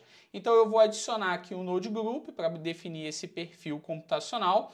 E aí eu vou colocar aqui, ó, default, certo? Vou criar aqui o node group default. E aí aqui ele pede o IAM role, certo? No caso já está criado, né? Que foi que a gente criou antes. E aí eu não preciso criar e já vem aqui por padrão. Ele pergunta se eu quero rodar algum template, não quero, adicionar alguma label, nada disso, dou um next. Ele vai perguntar aqui qual vai ser a imagem, né, da máquina que vai ser utilizada, eu vou deixar aqui o Amazon Linux. O capacity type, eu posso botar aqui on demand ou spot, no caso aqui eu vou botar on demand. E aqui o tipo de instância. Eu posso definir aqui vários tipos de instâncias diferentes. Inclusive eu poderia colocar aqui, né, o micro, que pode ser utilizado, né, no FreeTire e tudo mais, mas aqui no caso eu não vou colocar. Eu vou colocar o T3 Medium porque é um perfil aqui de máquina que atende os requisitos aqui da nossa aula, certo? Se eu colocar uma máquina com muito pouco recurso, na hora de subir lá o Prometheus e o nosso projeto não vai funcionar. Então vou botar aqui o T3 Medium, ele é cobrado, tá? Ele não faz parte ali da camada gratuita dos 12 meses, mas vai atender aqui o projeto. Então, T3 Medium, beleza. E aqui no caso, tem as configurações de atualização, né? Quando ele for atualizar, quanto que de máquina pode ficar indisponível, aí eu posso botar quantidade ou porcentagem, que aí ele vai tirando os nós e criando novos. Mas aqui no caso eu não vou mexer. Aqui em cima eu tenho a parte de escalabilidade, onde eu defino o desired size, né? Quantas máquinas eu quero, o tamanho mínimo, quantos no mínimo tem que ter, e aqui o tamanho máximo. Eu vou botar aqui no máximo 4, o desired é 2 e o mínimo também 2. No caso, aqui eu vou só deixar 2 máquinas, porque vai atender aqui a gente de boa. Então, dou um next, beleza. E aqui é importante. Eu tenho aqui aonde eu vou definir, onde é que eu vou colocar essas máquinas, né? Onde é que essas máquinas podem ser criadas, em quais subnets, em quais subredes eu posso criar essas máquinas. No caso aqui, por questões de segurança, é uma boa prática você colocar só as redes privadas. Então, as públicas aqui eu vou remover, para essas máquinas não ficarem expostas na internet. E aí, eu dou um next aqui, beleza, ok, crio aqui o cluster, e aí ele vai, ou melhor, crio aqui o Node Group, o cluster já está criado, e ele vai fazer aqui o processo de criação. Esse processo aqui, ele também demora, leva aqui alguns minutos, vou fazer o corte e voltar quando terminar. Pronto, aqui ó, ele terminou de criar aqui os Node Groups, certo? E agora eu tenho aqui 2 máquinas, né, 2 nós. Se eu voltar aqui no cluster Kubernetes e vir aqui em Compute, olha lá, ele mostra para mim os nós criados. Então, agora, se eu voltar aqui no meu terminal e executar kubectl get nodes, vamos ver, olha lá, agora sim eu tenho 2 worker nodes criados aqui. Então, agora, o meu cluster Kubernetes está pronto para fazer aqui o deploy da minha aplicação nesse ambiente Kubernetes. Então agora vamos lá criar aqui o deploy da nossa aplicação, do nosso e-commerce dentro desse cluster Kubernetes rodando no EKS. Primeiro ponto aqui, primeiro passo é pegar o nosso projeto de e-commerce, já que a gente antes trabalhou com alguns outros projetos mais de exemplos menores, certo? Então aqui eu tenho o repositório do e-commerce, o nosso Fake Shop, o projeto que a gente vai utilizar aqui no resto da semana. Esse repositório aí tá aqui na conta do KubeDev, ele vai estar aí no README do repositório aqui da nossa semana, é só você ir lá em aula 3 e conferir. Eu, no caso aqui, já tenho o código desse projeto aqui, ó. Eu vou abrir o VS Code e vou mostrar para você. Ele é um projeto aqui, ó, desenvolvido em Python, utilizando basicamente a mesma tecnologia do que a gente utilizou antes. Eu estou utilizando aqui, ó, o Flask, eu utilizo aqui o Gunicorn também para executar. Cadê ele aqui, ó? Tá aqui, ó, Gunicorn e tudo mais. É claro que tem muito mais coisa aqui. Eu tenho o modelo de dados, eu tenho aqui a entidade, utilizando o SQL Alchemy. A gente está utilizando aqui um banco de dados PostgreSQL junto para a aplicação. É um requisito para rodar a aplicação, ter o banco de dados PostgreSQL. Então, é óbvio que é uma aplicação muito maior. Mas, basicamente, é uma aplicação em Python, utilizando Flask, utilizando o Gunicorn e tudo certo. Bom, legal. Então, agora, o que eu vou ter que fazer aqui? Eu vou ter que criar a imagem dessa aplicação. Eu já tenho aqui o Dockerfile. O Dockerfile está junto aí do repositório. Se você olhar, ele tem aqui algumas pequenas alterações apenas, mas eu tenho aqui o requirements, o expose, utilizando a imagem do Python como base. Eu só altero aqui o entry point, que eu crio aqui um arquivo shell para fazer o start do container. E aqui no caso, eu preciso disso para poder executar aqui a migration do banco de dados e executar aqui depois o G-Unicórnio, ou seja, eu crio as tabelas, tudo certo no banco de dados e depois executo a aplicação. Então, por isso que eu tenho essa alteração aqui no Dockerfile. Tem também aqui o suporte ao Prometheus no Flask, certo? Então, pequenos ajustes, mas de resto, muito parecido. Vai estar aí no repositório, não precisa se preocupar com isso. Então, agora, antes da gente começar a criar aqui o manifesto da aplicação e tudo mais, eu vou criar a imagem dessa aplicação. E aí, para isso, eu vou utilizar o comando docker build, certo? -t, para especificar aqui o nome, que vai ser Fabrício Veronês, /fake shop, versão aqui V1, certo? E aqui eu vou passar aqui o parâmetro push para ele subir, já para ele enviar a imagem junto, e vou passar aqui o contexto. Eu não preciso botar o Dockerfile, porque ele utiliza aqui já o padrão, que é o nome do arquivo Dockerfile no diretório corrente, e aí eu posso subir aqui para construir. No caso, deu erro, por quê? Porque eu estou no diretório aqui do projeto, eu tenho que estar aqui no src, não estou, mas tudo bem. src, executo tudo de novo, ele vai fazer aqui o processo de construção. Agora, demora um pouquinho o processo, que ele está pegando aqui a imagem, eu vou cortar e botar aqui no final para a gente continuar. Pronto, aqui ó, ele terminou de subir aqui a imagem e vamos dar uma conferida, ver se está tudo certo, se a imagem subiu lá para minha conta do Docker Hub. Eu vou puxar aqui para minha conta e tá lá, ó, aqui ó, eu tenho o Fake Shop. Inclusive, ele mostra aqui, ó, a versão 1 há mais ou menos 11 minutos atrás aqui, que eu cortei o vídeo. Beleza, então agora eu já tenho, certo, a minha imagem criada. Agora eu preciso fazer o deploy da minha aplicação no Kubernetes. E para isso eu vou utilizar o manifesto, o arquivo YAML com toda a especificação do que eu quero criar lá no Kubernetes. Então vamos entender o que eu preciso executar lá no Kubernetes para botar o meu e-commerce no ar. O meu e-commerce ele é uma aplicação web que tem um banco de dados PostgreSQL. Então eu tenho aqui dois elementos que eu preciso ter em execução. Eu preciso ter o banco de dados PostgreSQL e preciso ter ali a aplicação web. Minha aplicação desenvolvida em Python. Então, na verdade, eu não vou fazer um deployment, que foi o que eu fiz no primeiro vídeo de Kubernetes. Eu vou ter que fazer dois, porque eu vou ter que fazer o deploy do banco de dados e o deploy da aplicação. E também dois services, porque eu preciso expor o pod do banco de dados e a aplicação web. Sendo que a aplicação web eu vou expor para o mundo externo aqui, porque eu vou acessar fora do cluster Kubernetes. Então vamos lá, vamos voltar aqui para a nossa tela e eu vou abrir aqui o VS Code.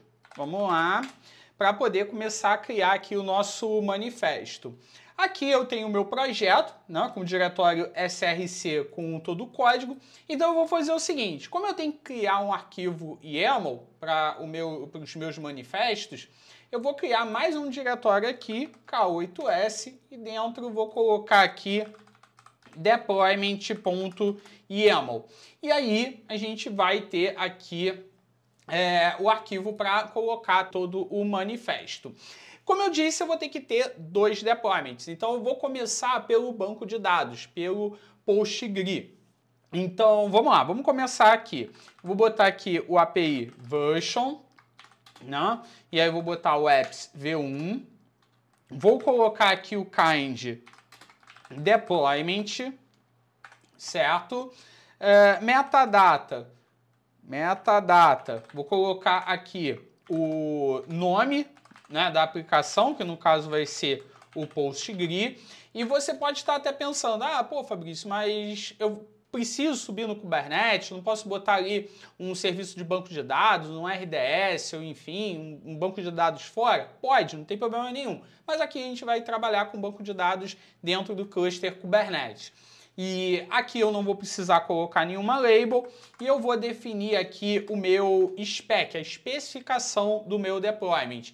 E aí eu vou colocar o selector que eu vou utilizar para selecionar os meus pods, que no caso aqui vai ser um só. Eu só vou trabalhar com uma réplica do banco de dados.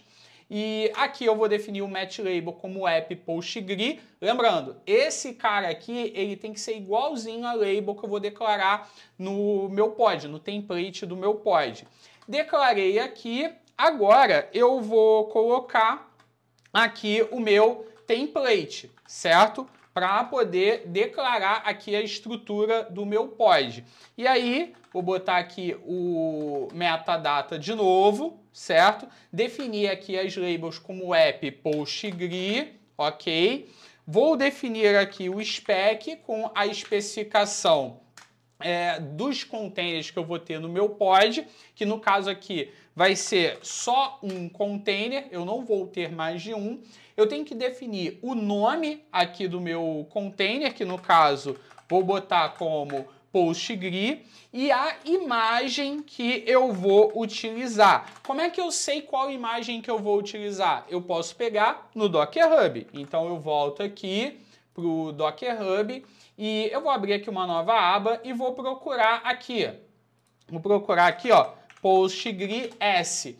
E aí eu vou ver a imagem oficial do postgre, a imagem oficial com o postgre para ser executado, com tudo que é necessário para rodar o postgre. Então, beleza, vou utilizar essa imagem, né, postgre S no final, e vou colocar aqui. A tag, a versão que eu vou utilizar vai ser a 13.16. É importante colocar aqui a tag para garantir a idempotência, o comportamento esperado da minha aplicação. Preciso trabalhar com a versão correta. Vou definir aqui o ports, certo? Que eu vou utilizar. O ports, que vai ser aqui a porta 5432, que é a porta do postgre. Acabou? Não. O que acontece? Como eu estou trabalhando com um banco de dados, eu preciso fazer as configurações do banco, colocar o usuário, qual o database que eu vou utilizar, senha do usuário para poder acessar e tudo mais. E para fazer essas configurações no container, eu preciso trabalhar com variáveis de ambiente. E aí eu preciso declarar essas variáveis aqui no meu manifesto também. E aí para isso eu vou utilizar aqui o env, certo? Onde eu vou colocar aqui o elemento name, que vai ser o nome da variável de ambiente, e eu coloco aqui o value, que vai ser o valor. Então eu preciso colocar o nome da variável e o valor. Aqui no caso, eu tenho aqui na documentação do postgre, aqui o nome e o valor das variáveis. Ou melhor, tem o nome da variável e o valor, eu vou colocar o que eu quiser. Então aqui, ó, eu tenho o postgre password, tenho o postgre user e o postgre db. São 3 que eu vou colocar, então eu já posso pegar aqui, ó, e fazer dessa forma, botando aqui, ó, name, value, dessa forma aqui, tudo certo. Então eu boto aqui, ó, postgre db, certo? Aqui, ok. Postgre user, beleza, tá aqui também. E aqui o postgre password, certo? Dessa forma aqui também. E aí eu vou colocar aqui o DB, eu vou botar fake shop, certo? O user eu vou botar fake shop também. E o password eu vou botar aqui PG1234, certo? Simples assim. Acabou aqui o postgre? Acabou. Eu posso já criar aqui o meu deployment, mas eu vou fazer o seguinte, eu já vou declarar aqui o meu service. Então, eu boto aqui os 3 traços para separar aqui o meu elemento que eu vou criar e vou definir aqui o API version de novo. API version, no caso aqui vai ser v1, kind, vou colocar aqui o service, metadata, eu vou botar aqui o name postgre também, vou botar aqui a especificação com o spec e utilizar aqui o selector, certo? E no caso aqui a seleção, o selector vai ser o app postgre. Vou colocar aqui embaixo. E aí, depois eu vou colocar aqui o ports, na declaração das portas, certo? E vou colocar aqui a porta como a 5432 e o target port 5432 também. E aí, dessa forma, eu consigo criar aqui os meus elementos. De novo, esse amarelo aqui é em relação ao Resource Limit, eu não vou utilizar esse conceito aqui. Eu posso agora executar aqui, ó, kubectl, apply, "-f, k8s, deployment. Aplico aqui, ele vai criar os objetos para mim se tiver tudo certo. Ó, funcionou, né? Acredito que esteja tudo certo. Então eu executo aqui, kubectl get pod. A princípio, ó, tudo rodando, kubectl get all. Eu tenho aqui agora, ó lá, tudo em execução. Lá tem o meu pod, tem o PostGrid, tem aqui o deployment e tenho o replica set. Então, agora eu já consegui fazer o deploy do PostGrid. Preciso fazer agora o deploy da minha aplicação web. Então eu vou ter que pegar essa mesma estrutura aqui e replicar agora para a aplicação web. Para facilitar, né, eu não vou digitar tudo isso aqui de novo. Eu vou copiar aqui esse conteúdo, certo? Vou colocar aqui e vou colar e a gente vai alterando, certo? Vou até colocar aqui, ó, deployment da aplicação web.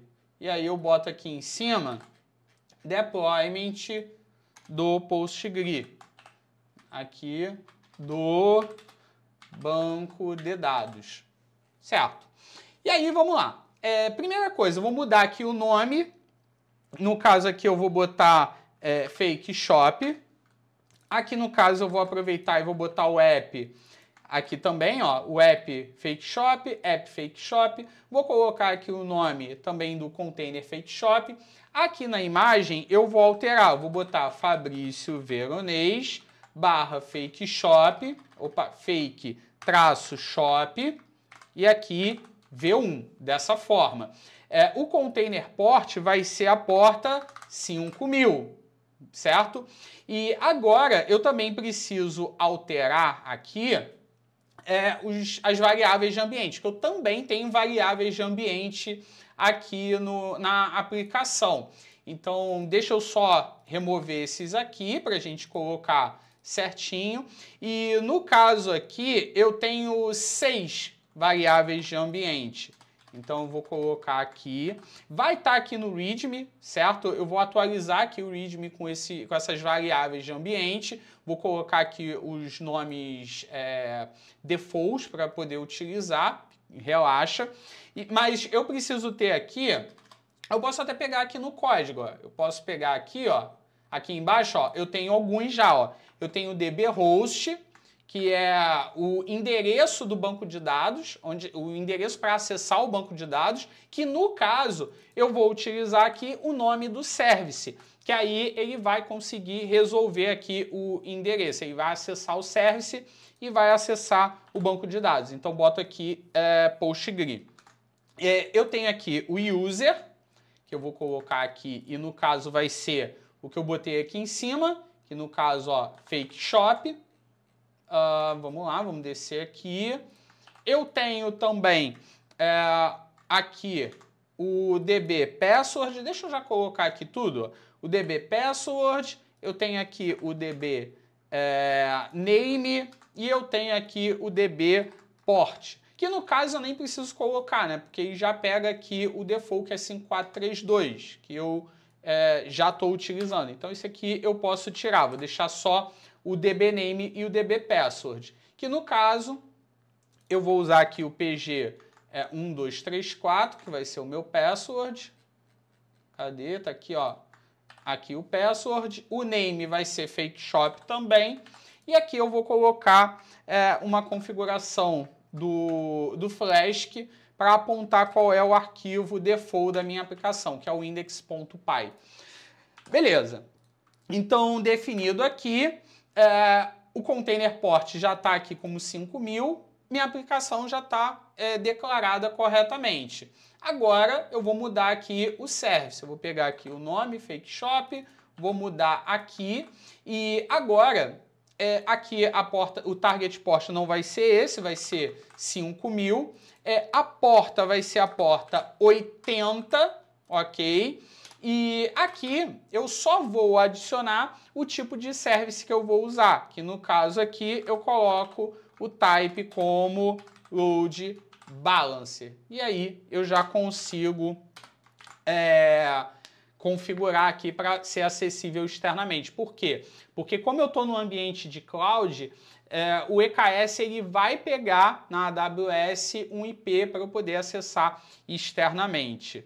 Então, eu agora posso voltar aqui e executar kubectl apply -f K8s deployment. Executo aqui, olha lá, ele vai ver que não teve atualização aqui no PostgreSQL, mas criou aqui a minha aplicação. Se eu executar aqui agora, kubectl get pod, ele vai ter ali, ele está criando ali, está criando o meu container. E deixa eu só conferir aqui, deixa eu abrir aqui novamente se está certinho o nome, Fake Shop mesmo. Deixa eu voltar aqui, ele provavelmente já vai estar, já vai estar executando. Para eu poder acessar a aplicação, eu venho aqui, kubectl get service, certo?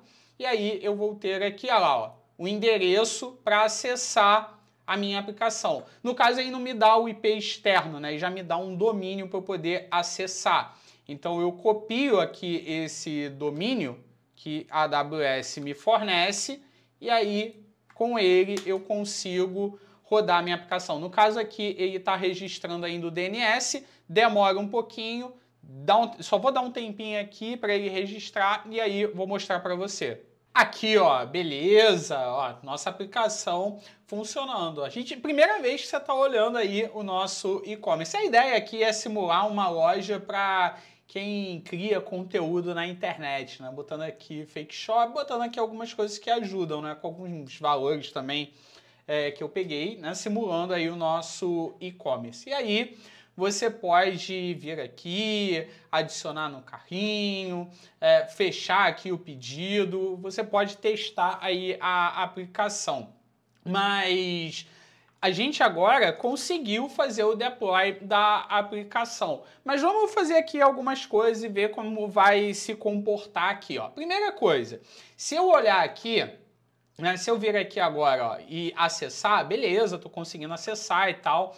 Agora, vamos fazer um teste. Eu vou vir aqui, ó, e vou executar kubectl get pod ou get po, né, que é o short name, e eu vou deletar aqui a aplicação web. E vou deletar aqui kubectl delete pod e aí eu vou deletar. Esse processo aqui, enquanto ele está deletando, provavelmente a aplicação vai ficar um tempo aqui indisponível. Até que não, ó, tá vendo? Eu estou fazendo aqui a atualização e a aplicação ela não ficou indisponível. Por quê? Porque eu deletei, mas rapidamente, agora ele está processando aqui ainda, ó, provavelmente vai ficar indisponível. Por quê?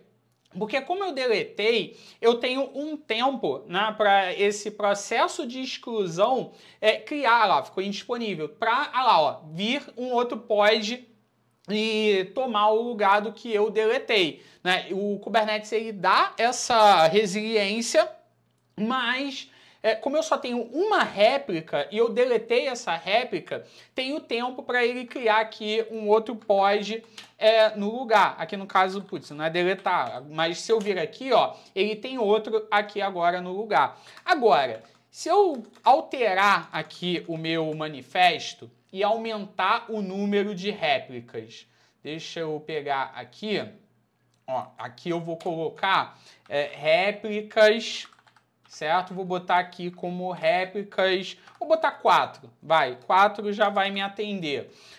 Eu vou aplicar aqui, ó, vou dar um apply, e aí o que vai acontecer? Ele vai alterar aqui a quantidade de réplicas, se eu pegar aqui, ó, beleza, né? Eu tenho aqui mais de uma réplica agora. E se eu deletar qualquer um desses aqui, não tem problema. Por quê? Eu tenho outros pods para receber essas requisições, né, que eu vou disparando. Então, olha lá, eu vou atualizando aqui, olha lá, tô dando refresh e não tem problema. Caiu um pod, outro vai ser criado no lugar, mas eu tenho outras réplicas aqui para gerenciar isso para mim. E a mesma coisa acontece se eu atualizar essa aplicação. Eu vou vir aqui, ó, e eu vou alterar aqui o template. Deixa eu pegar aqui o template, que é o Shared Navbar. E aqui o Fake Shop, olha lá, eu tenho aqui o Fake Shop. Eu vou botar V2 aqui, só para a gente ver logo, pum, na cara aqui, né? Eu vou botar um V2. E eu vou fazer o seguinte, eu vou alterar aqui, eu vou, na verdade, executar aqui o Docker Build para criar uma nova versão dessa imagem. Docker, deixa eu ver aqui, ó, Docker Build -t. Deixa eu pegar aqui o nome certinho para não ter problema aqui, ó, -t. Botar aqui o nome da imagem, que no caso vai ser V2. Botar aqui, ó, push, passar aqui o contexto e subir essa imagem. Deixa eu ver. Botei -f, é -t, né? Faz certo que dá certo. Não, o -f é para o Dockerfile. -t, beleza. Confunde, né? O apply do Kubernetes e aqui, né? Mas não tem problema. -t, ele vai subir aqui a minha imagem. Beleza, eu vou ter uma segunda versão dessa aplicação. E agora eu vou fazer aqui o seguinte. Eu vou botar aqui o 2, certo?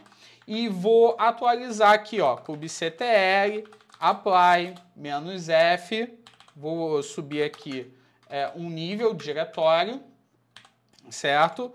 K8s, deployment, aplico, e aí vai fazer aqui o processo de atualização, ó, kubectl, get pod, tá lá, ó, terminando. Se eu vir aqui agora, olha lá, já até atualizou. A minha aplicação ele vai atualizando ali aos poucos e garante que a aplicação não vai ter downtime. Ele vai fazendo isso progressivamente. Então, eu recomendo que você faça isso aí, tá? Faz o deploy, altera o código, sobe uma nova versão, coloca para rodar, faz aqui o refresh, testa isso agora, cara. Você acabou de fazer um deploy de forma eficiente utilizando os melhores componentes, né? Os componentes corretos do Kubernetes para isso, certo? Então, pega aqui, exercita isso agora, certo? Agora, depois que você exercitou aí, que você fez tudo, eu quero mostrar para você como você vai fazer para destruir o cluster Kubernetes, para você não ser cobrado e nem ser cobrada em relação a isso. Então, vamos lá. Eu vou vir aqui, vou subir aqui um diretório e vou deletar esse cara, kubectl, delete, -f, K8s, deployment. Beleza, aí vai matar aqui tudo, vai liberar ali o IP lá do meu load balancer e aí beleza. Enquanto isso, eu vou agora na AWS, certo? Aqui no meu cluster Kubernetes. E se eu tentar deletar aqui direto o EKS aula, ele vai reclamar, certo? Que eu tenho aqui o que eu tenho ali node groups vinculados. Então, primeiro, eu tenho que vir aqui em compute e eu tenho que deletar aqui o node group. Vem aqui, delete, certo? Opa, deixa eu pegar aqui. Type group. Tá, eu tenho que botar aqui o nome do grupo. Não é o delete, é o nome. Vem aqui, delete, ele vai deletar ali o node group. Quando ele terminar de deletar o node group, aí eu posso deletar o cluster Kubernetes. Esse processo aqui demora, então eu vou cortar o vídeo para quando ele terminar. Show de bola, aqui ó, ele terminou de deletar o node groups e aí eu consigo deletar aqui o cluster Kubernetes. Eu posso vir aqui, EKS aula, delete.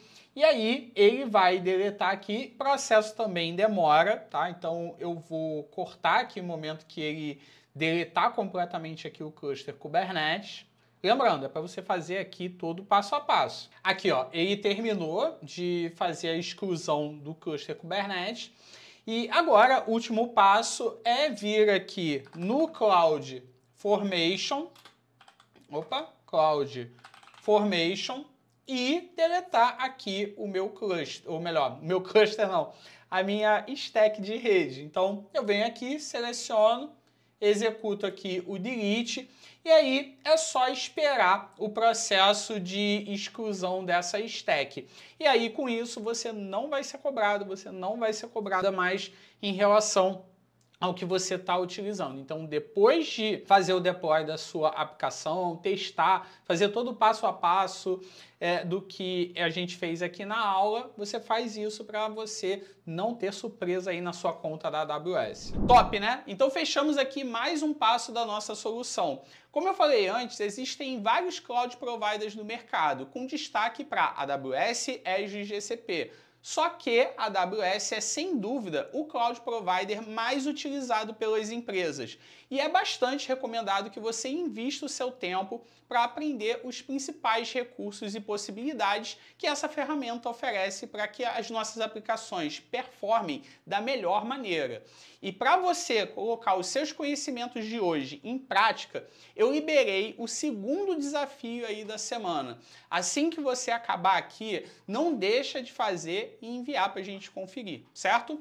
Mas agora, deixa eu te falar uma coisa. De nada adianta construir a melhor aplicação, otimizar da melhor forma o ambiente, se você não sabe entregar essa aplicação de forma eficiente, certo?